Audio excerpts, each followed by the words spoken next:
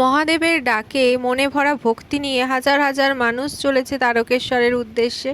তাদের এই যাত্রাপথে উপস্থিত থাকার ইচ্ছে অনেক দিনেরই ছিল। পারিনি, এই প্রথমবার গিয়ে তাদের জন্য অল্প কিছু করতে পেরে ভীষণ ভালো লেগেছে।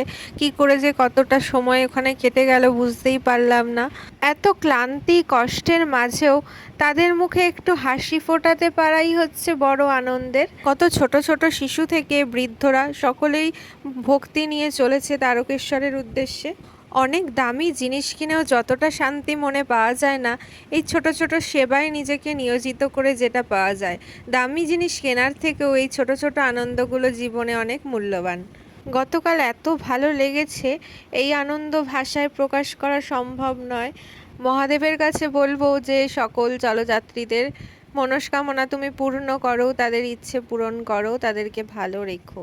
আমাদেরও তুমি একটু আশীর্বাদ করো মহাদেব, যেন এবছর ভক্তদের জন্য যে সামান্যটুকু আমরা করতে পেরেছি, পরের বার যেন আরও বড় কিছু ভালো কিছু করতে পারি।